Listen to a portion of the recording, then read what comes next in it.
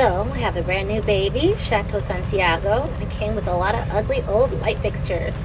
So I'm going to be doing lots of videos of before and after. I hate these bar lights with these bulbs. It's so dated. I know it's a good look for some people, but it's just not mine. And on top of that, the bulbs don't even match, and it's missing one. So we're going to replace it with this fixture I found on Amazon. LED, never have to change the bulbs again. I like it. So first step is we're going to take out those ugly bulbs and take out the holding brackets at the back you see there. They're holding it in, but you'll see.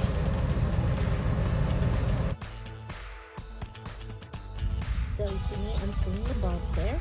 Then you take off the screws, the backing screws that are holding it, usually just two nuts. And then you're going to take off the little cup-like things, and then you'll be able to pick up all the housing, the backing, depending on the box you have in the background.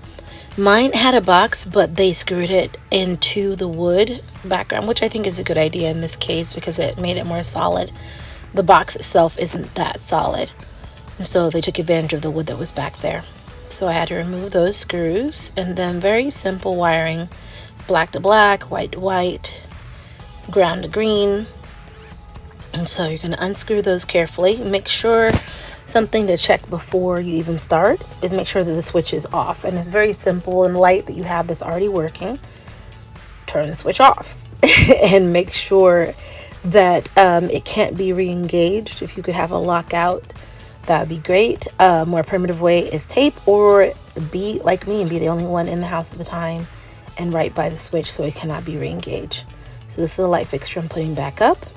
It's the same type of wiring, black to black, white to white, but the first step is to put the bracket on. Like I said, the box itself is not that solid, so I'm also going to go with mounting it to the wood surface.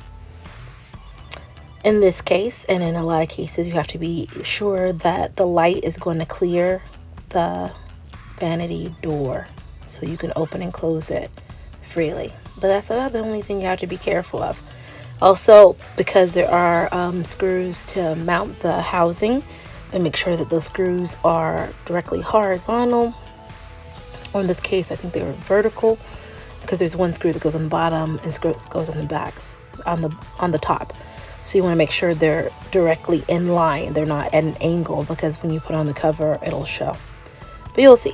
So now I've got the backing on. Next step is to screw it into place. The screws, like I said, facing in the right direction, as you see there.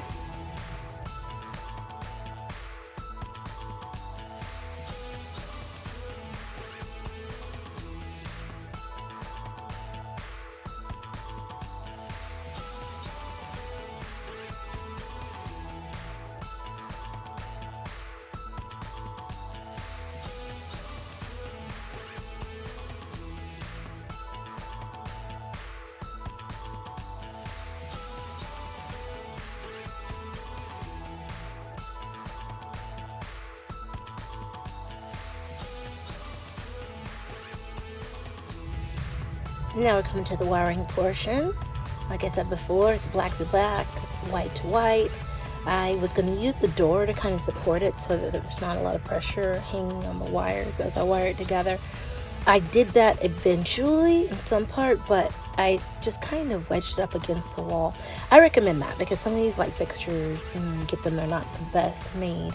If you put too much pressure on the wire, just like letting them dangle on it, it may pop out of place, and then it's the whole thing.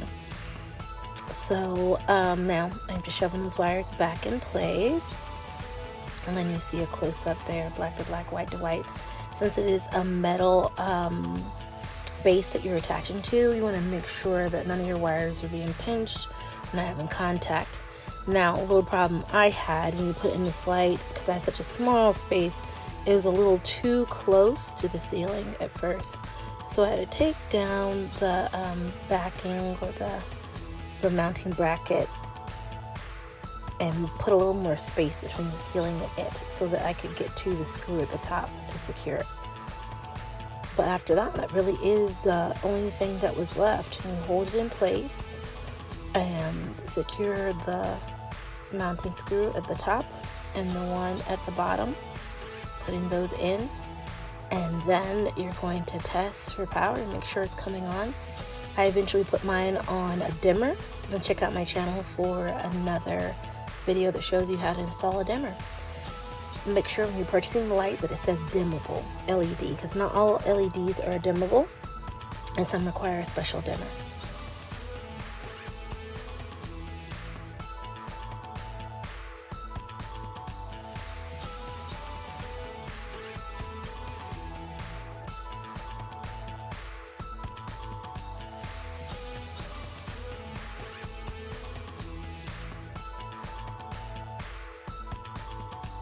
So some of you guys might have the same problem. I had a hard time seeing the little hole at the base to line it up, so I had to use a flashlight or get my handy helper husband to shine the flashlight as I lined up those screws. And yes, that may help you.